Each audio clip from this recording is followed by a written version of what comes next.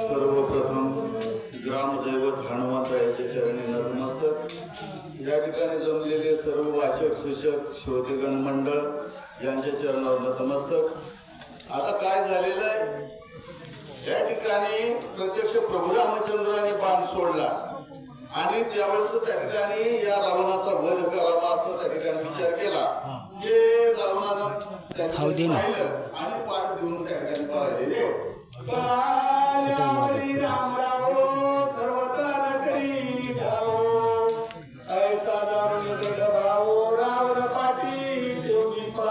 रावणाला माहिती होतं, बरोबर त्या ठिकाणी माहिती होतं महाराज, या प्रभू रामचंद्राला पाठ दाखवल्याच्या नंतर तो त्या ठिकाणी प्राण घेणार नाही आणि म्हणून त्या ठिकाणी पाठ दाखवलेली आहे.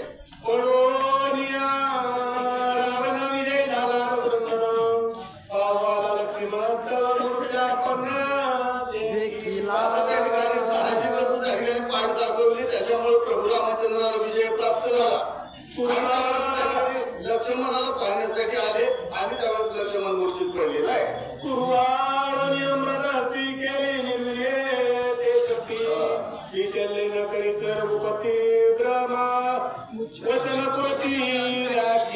अशा प्रकारे त्या वरद हस्त त्या ठिकाणी फिरवला महाराज.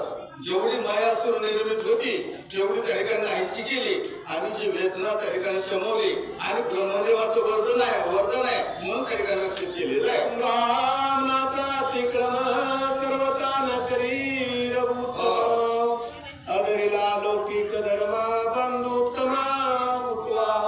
कारण हे सूर्यवंशाचं ब्रीद आहे महाराज. ब्राह्मणाचं त्या ठिकाणी उल्लंघन करायचं नाही आणि म्हणून ब्राह्मणासाठी त्या ठिकाणी ब्रह्मदेवाचं त्या ठिकाणी रक्षण केलेलं आहे आणि लौकिक भाव धारण केला आणि त्या ठिकाणी प्रभू रामचंद्र त्या ठिकाणी सुखरूप लागलेले.